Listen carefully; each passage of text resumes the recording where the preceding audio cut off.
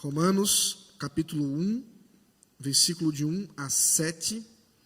Eu peço que você ouça atentamente aquilo que o Senhor tem preparado para nós nessa noite. Assim diz a palavra do Senhor. Paulo, servo de Jesus Cristo, chamado para ser apóstolo, separado para o evangelho de Deus, o qual foi por Deus outrora prometido por intermédio dos seus profetas nas Sagradas Escrituras, com respeito a seu filho, o qual, segundo a carne, veio da descendência de Davi, e foi designado Filho de Deus, com poder, segundo o Espírito de Santidade, pela ressurreição dos mortos, a saber, Jesus Cristo, nosso Senhor, por intermédio de quem viemos a receber graça e apostolado por amor do seu nome, para a obediência por fé entre todos os gentios, de cujo número sois vós, chamados para serdes de Jesus Cristo.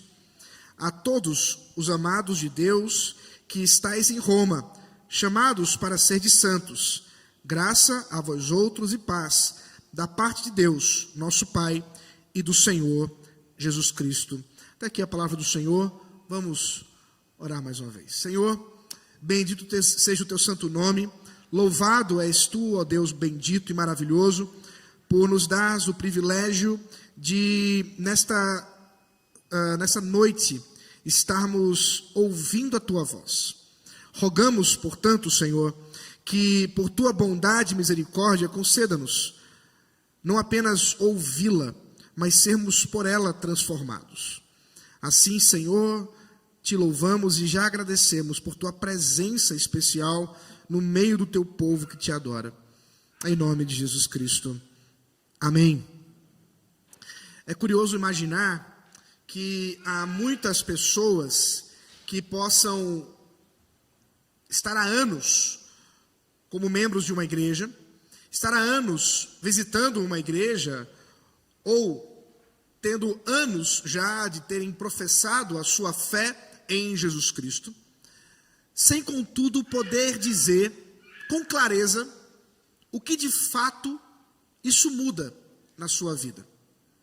E essa é uma pergunta que todos nós precisamos considerar na nossa jornada.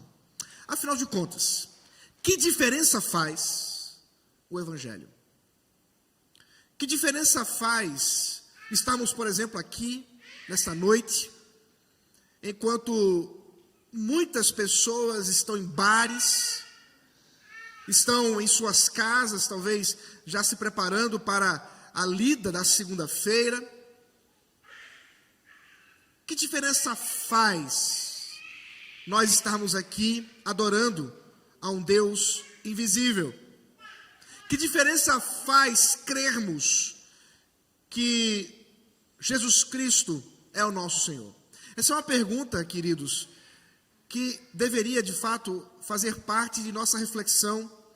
E eu me recordo há alguns anos, quando recebendo um número de irmãos como membros da igreja a qual eu estava pastoreando, e na reunião do conselho, conversando com esses membros, um dos presbíteros perguntou: você poderia dizer agora que você vai professar sua fé publicamente?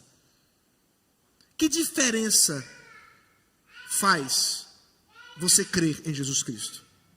Daquilo que você vivia antes, da forma como você andava antes, da forma como você pensava antes, que diferença o Evangelho fez e faz na tua vida? Quando o apóstolo Paulo escreveu essa carta, que acabamos de ler o seu início, ele escreve a irmãos que estavam no centro do Império Romano, na cidade mais importante do Império, em Roma, e ali aqueles irmãos precisavam viver e professar a fé no Evangelho, em meio à hostilidade, primeiro dos judeus, mas quando o imperador Cláudio expulsou os judeus, os cristãos tiveram talvez um pouco de paz, pelo menos aqueles que eram gentios. Os cristãos judeus também tiveram de ser expulsos da cidade. Mas agora, sob o império de Nero, eles estavam prestes a enfrentar o início de um dos maiores, se não o maior, desafio que a igreja cristã passou ao longo dos séculos.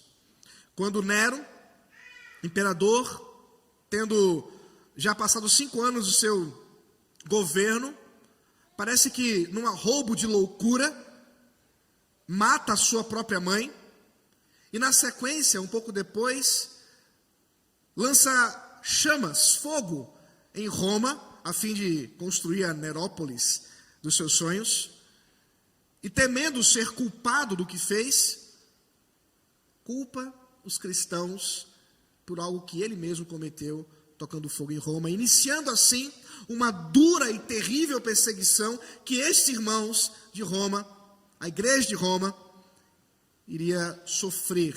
Mas não apenas eles. O próprio apóstolo Paulo, que posteriormente seria preso e levado a Roma, foi martirizado exatamente em período um pouco posterior, coisa de talvez menos de 10 anos, ao escrever esta carta. E quando ele escreve aos romanos, possivelmente ali na região da Acaia, em Corinto, ele está escrevendo a irmãos que ele não conhece, pelo menos não conhece a maioria daqueles irmãos.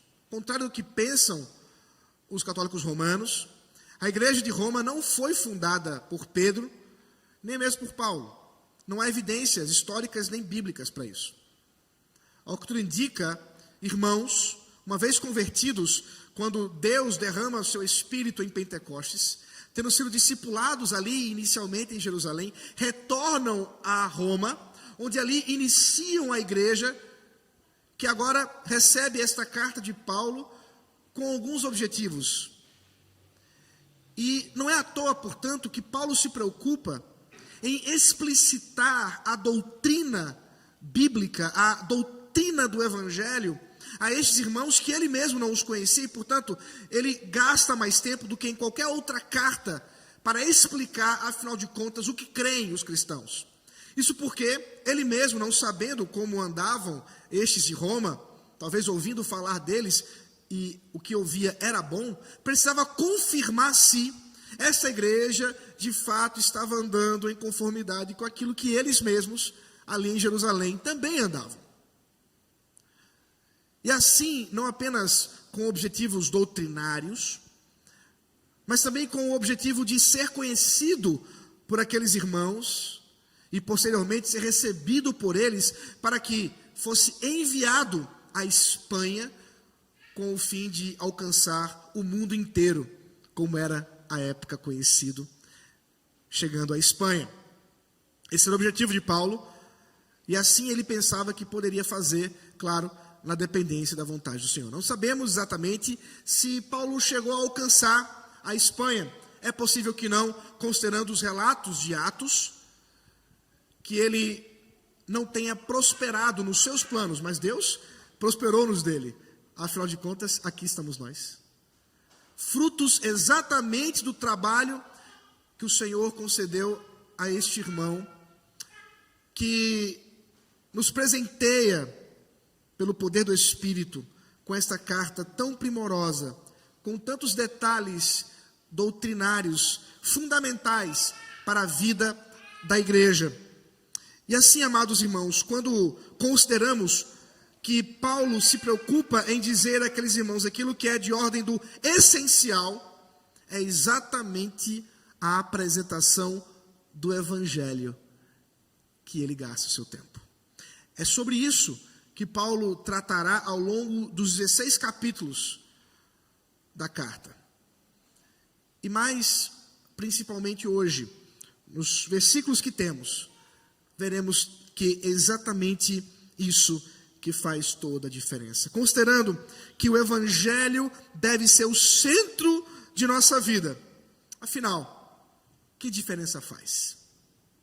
A primeira coisa que eu gostaria de ver com os irmãos é que o Evangelho no centro faz toda a diferença para a vida de Paulo, é como ele reconhece. Veja, por favor, versículo 1. Paulo, servo de Jesus Cristo, chamado para ser apóstolo, separado para o evangelho de Deus. Interessante observar que não somente aqui, mas em suas cartas, o apóstolo Paulo se apresenta como Paulo. Mas irmãos que conhecem o livro de Atos dos Apóstolos, sabem que este não é exatamente o nome de Paulo. Este é o nome que ele passa a adotar quando prega aos gentios. O nome originário, nativo de Paulo era Saulo, nome que ele tinha enquanto judeu. Mas uma vez que quando Deus o chama como apóstolo dos gentios, se fez necessário que ele mesmo usasse o nome traduzido, Saulo, Paulo, para se apresentar àqueles de língua não hebraica. Essa preocupação de Paulo em adaptar o seu nome não é exatamente uma mudança de nome por causa de sua conversão. Isso algumas pessoas às vezes ensinam dessa forma, mas não é o que nós vemos no texto de Atos. É só você olhar depois e perceber que o nome Saulo é usado mesmo depois da conversão. Na verdade, Paulo é o nome que ele adota, traduzido, a fim de que fosse mais familiar àqueles que ele vem pregar o evangelho, os gentios. Alguma coisa não muito diferente do que outras pessoas já fizeram. Eu me recordo do avô da minha esposa, holandês, missionário, que veio ao Brasil na década de 70, chamado Frans Leonard Schalkwijk. Mas ficou conhecido pelo Brasil como pastor Chiquinho. Adaptou o seu nome de Frans para Francisco, assim como sua esposa de Margarita para Margarida. Essa forma de adaptação do nome diz muito respeito ao desejo de ser conhecido, de ter um relacionamento, que é exatamente aquilo que Deus operou na vida do apóstolo Paulo. Então, ao mudar, muito entre aspas, o seu nome, Paulo o faz para operar no propósito daquele que o chamou para ser pregador dos gentios. E é exatamente isso que ele vê sobre si mesmo. Ele mesmo diz: eu sou Paulo, servo de Jesus Cristo. Eu sou um servo.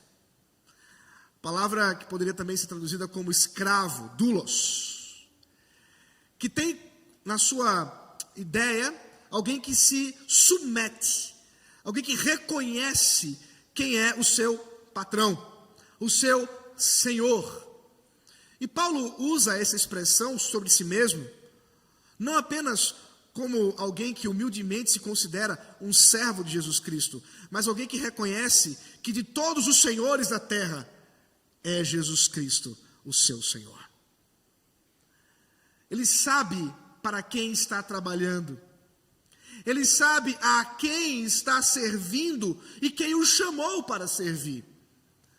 E mais especificamente, ele sabe que dentre os serviços que o Senhor poderia ter lhe dado, é o de apóstolo, como ele mesmo se apresenta, que o Senhor lhe deu. Ele diz, chamado para ser apóstolo. Amados, a expressão, o nome, o título, apóstolo, não é alguma coisa qualquer. Quando o Senhor Jesus Cristo estava em seu ministério terreno, ele selecionou dentre os seus discípulos 12. 12 que seriam os seus mais allegados. 12 apóstolos. Nós sabemos, contudo, que dentre esses 12 havia um que o trairia. E de fato o fez. Judas Iscariotes. E este então, depois de ter traído Jesus e ter tirado sua própria vida, foi substituído por Matias. Você vai ver essa história lá em Atos capítulo 1. E uma vez que havia o colégio apostólico novamente reestabelecido em 12, fazendo uma correspondência com as 12 tribos de Israel, os apóstolos, o conjunto de apóstolos, estava completo, ou não. Porque é interessante observar que assim como aconteceu com as tribos de Israel, que eram 13 e não 12, isso porque Levi era também tribo, ainda que não tinha lugar em Israel, nós também encontramos o 13º dos 12 apóstolos, que é o apóstolo Paulo. E mais particularmente, o seu apostolado, isto é, a sua missão, foi voltada aos gentios. A segunda metade do livro de Atos dos Apóstolos nos apresenta o trabalho do apóstolo Paulo quando é enviado a Antioquia e depois a várias cidades com o objetivo de pregar o evangelho a toda criatura, sejam judeus ou gentios. Portanto, ao se apresentar como apóstolo,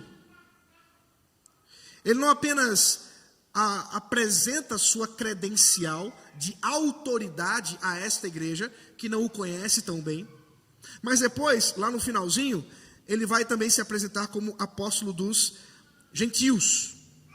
E para uma cidade, ou melhor, uma igreja numa cidade de maioria gentílica, e uma igreja que era constituída de judeus e gentios, mas de maioria entre os gentios, é interessante e importante pensar que Paulo está dizendo, olha, o que eu estou escrevendo aqui é algo que o Senhor tem reservado para vocês, porque o Senhor me chamou para pregar para vocês.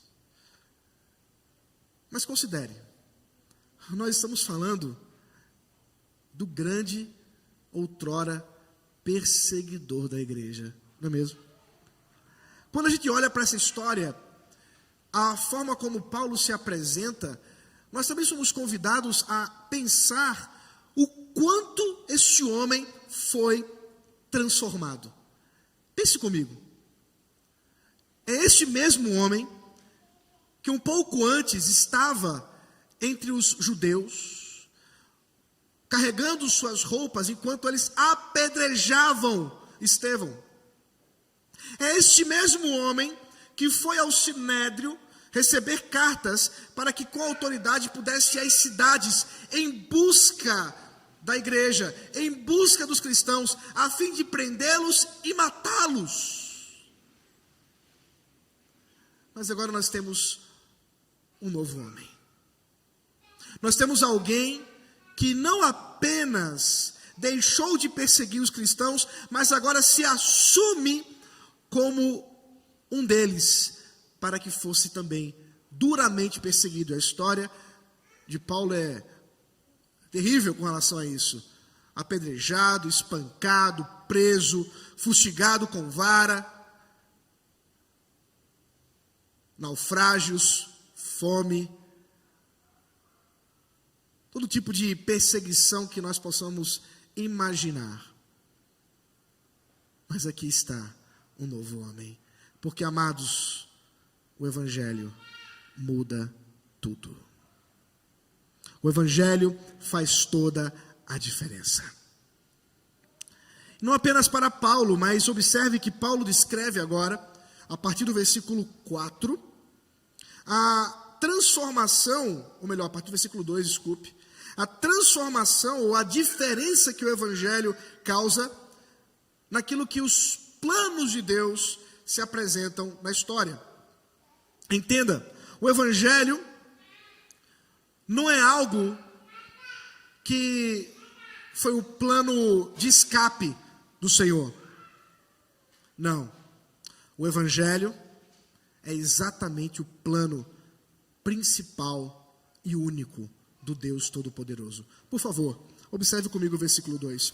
O qual foi por Deus outrora prometido, referindo-se ao Evangelho. O Evangelho, o qual foi por Deus outrora prometido por intermédio dos seus profetas nas Sagradas Escrituras, com respeito a seu Filho, o qual, segundo a carne, veio da descendência de Davi, e foi designado Filho de Deus com poder, segundo o Espírito de Santidade, pela ressurreição dos mortos, a saber, Jesus Cristo, nosso Senhor. Observe, nós estamos apenas no 2º versículo da carta.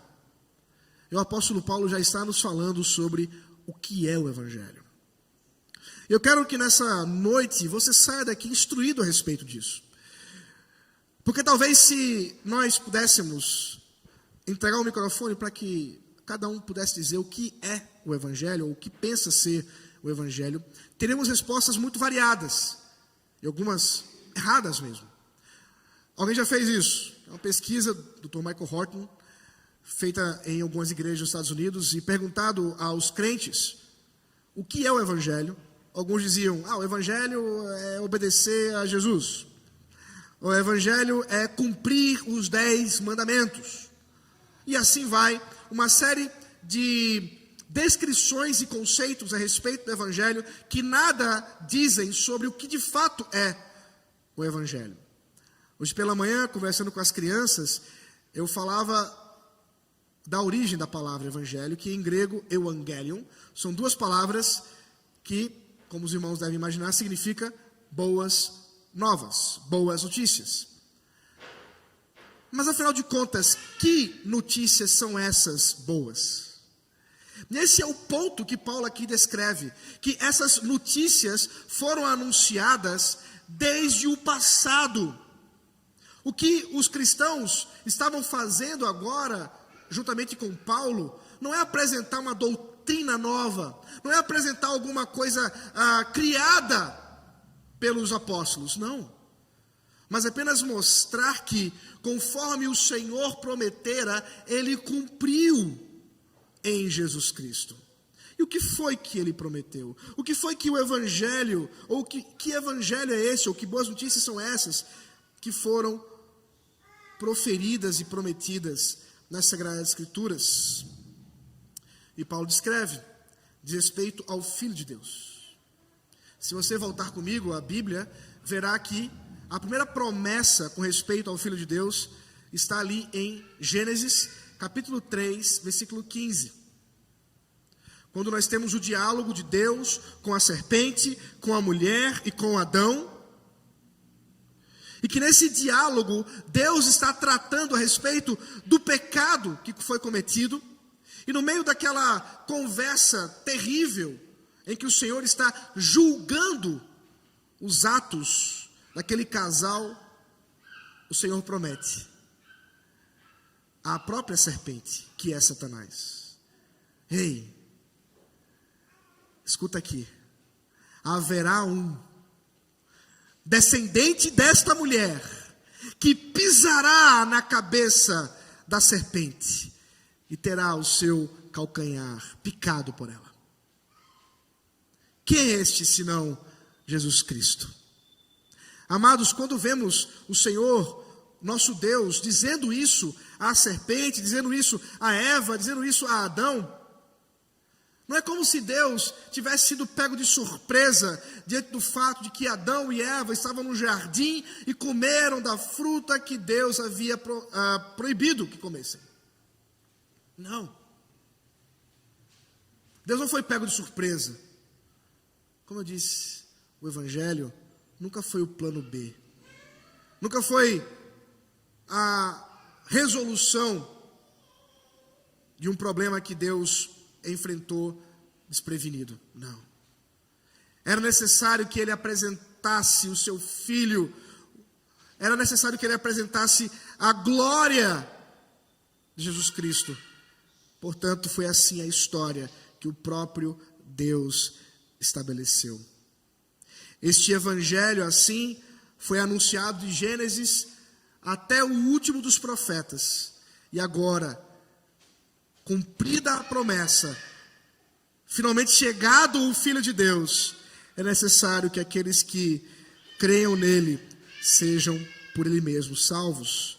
É por isso, portanto, que Paulo diz, é com respeito a este Evangelho, o seu Filho, segundo a carne, veio da descendência de Davi. O apóstolo Paulo trata aqui da encarnação do Verbo. Agora há pouco estávamos celebrando o Natal, não é isso? E é interessante observar que talvez alguns de nós, olhando para os presépios que muitas pessoas fazem por aí, olhando para a imagem que ali é descrita, nem nos damos conta que naquele dia, quando Maria deu à luz àquele indefeso bebê, ali estava o Deus Todo-Poderoso. Aquele bebê que parecia tão inocente ou tão sem importância, melhor dizendo, é o Criador dos céus e da terra. É o Deus Todo-Poderoso encarnado. Deus homem. Jesus Cristo. Descendência de Davi, diz o texto. Conforme foi profetizado, foi também cumprido. Ele, da descendência da monarquia davídica, para cumprir aquilo que foi prometido pelo próprio Deus a Davi, dizendo que haveria um descendente que sentaria no trono eternamente. É Jesus Cristo. Este Filho de Deus foi, portanto, reconhecido como Filho de Deus por aqueles que o conheceram. Não é assim que nós vemos, por exemplo, quando Jesus, perguntando aos seus discípulos, diz: o que tem se dito ao meu respeito? O que as pessoas têm falado sobre mim por aí? E os discípulos disseram: Jesus, alguns creem que você é Elias. Outros creem que você é João Batista. Outros que um profeta, talvez. E Jesus então pergunta: e vocês? O que tem a dizer ao meu respeito? E Pedro, portanto, revelado pelo próprio Senhor, Deus, diz: tu és o Filho de Deus. O próprio Jesus, ao ouvir isso, diz: realmente, Simão, filho de Jonas, não foi carne nem sangue que te revelaram, mas o Pai que está nos céus. Não foi assim também quando o soldado ali, vendo o Senhor Jesus crucificado, e agora em seus últimos suspiros, e diante daquilo que estava acontecendo por causa da morte de Jesus, a escuridão, o terremoto, aquele homem olha para Jesus e diz: sim, verdadeiramente este era o Filho de Deus.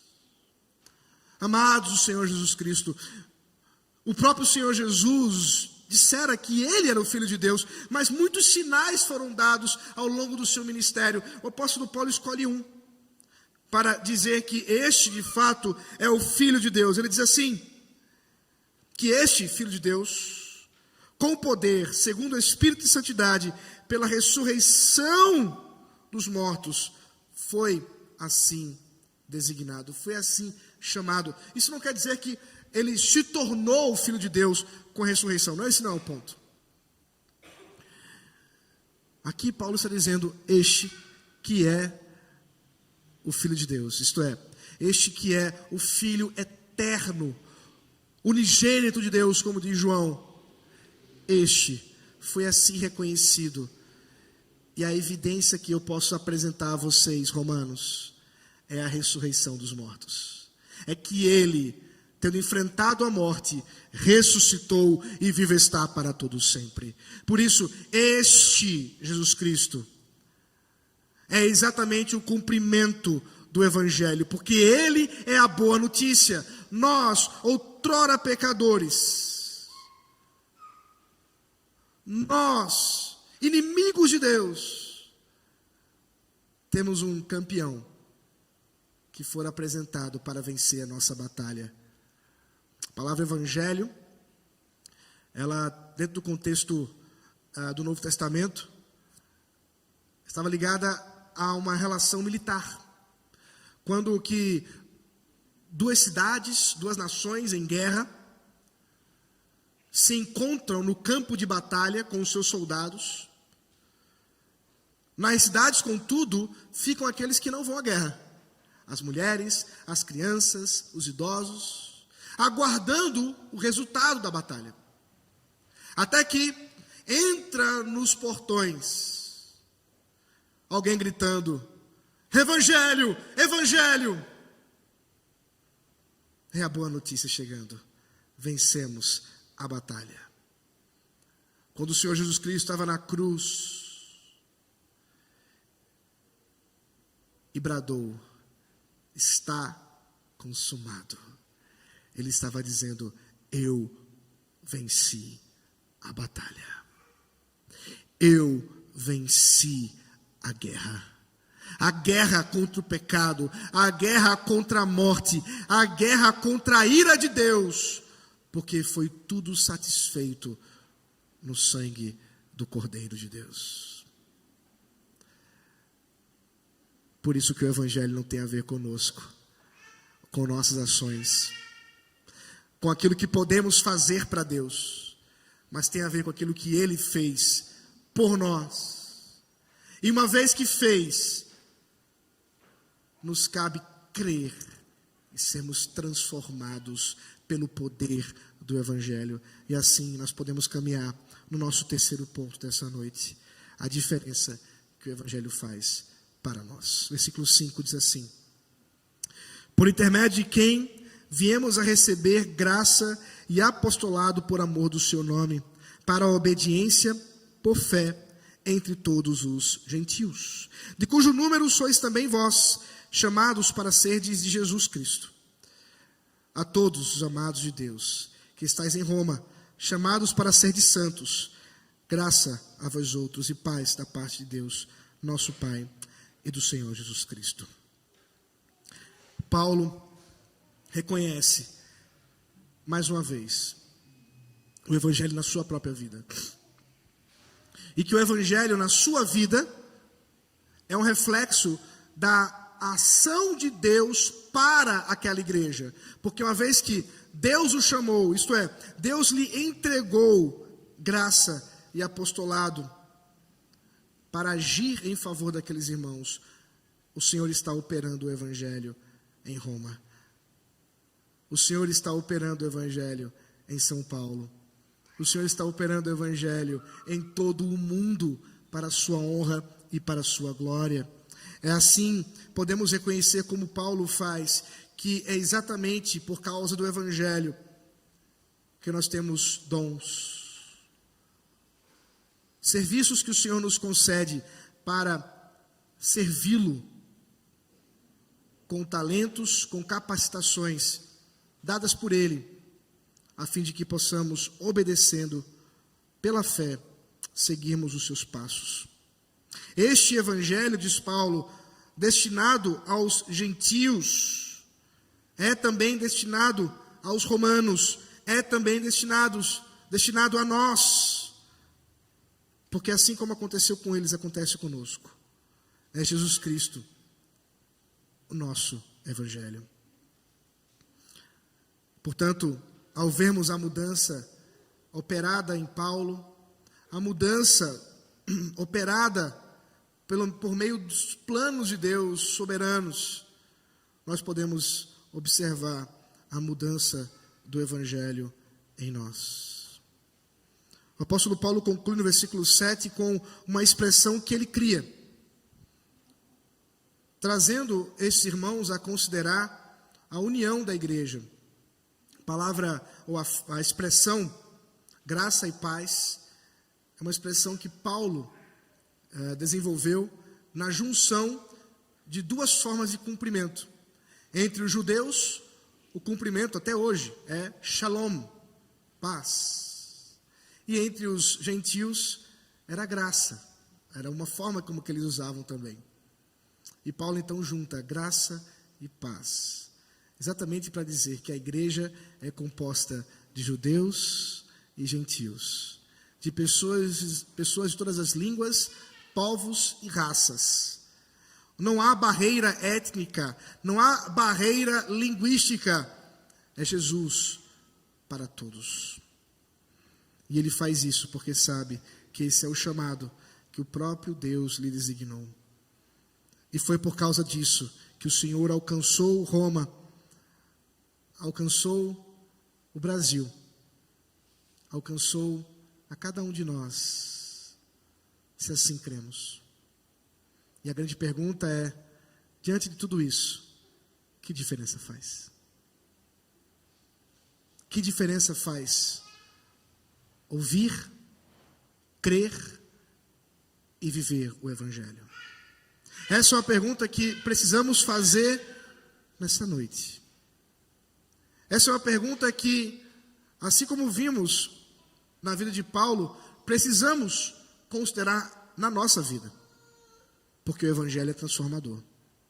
Se, meu amado irmão, ao refletir na sua vida, ou sobre a sua vida nessa noite, você não consegue elencar, enumerar, trazer exemplos daquilo que o Evangelho fez na sua vida, talvez porque você precisa conhecer o Evangelho, porque você precisa crer no Evangelho.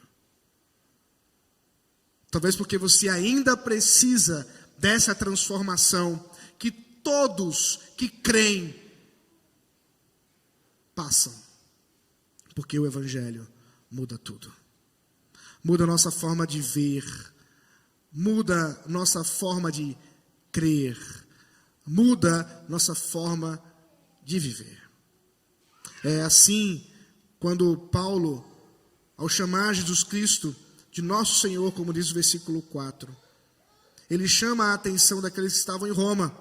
A palavra Senhor, em grego, Kyrios, era a palavra usada exatamente para se referir ao imperador romano, César.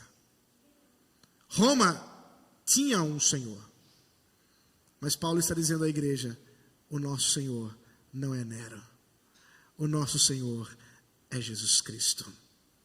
E nessa noite, assim como Paulo fez, nós podemos também fazer e dizer, o nosso Senhor não é Tarcísio, o nosso Senhor não é Lula, o nosso Senhor é Jesus Cristo, porque uma vez que cremos que Ele é o Senhor, que Ele é o nosso chefe, o chefe da milícia, como cantamos há pouco, Ele é o chefe e patrão da nossa vida, a Ele servimos, porque fomos comprados com o sangue do seu próprio Filho, tirados do lamaçal do pecado, da escravidão e transportados para o reino do Filho do seu amor.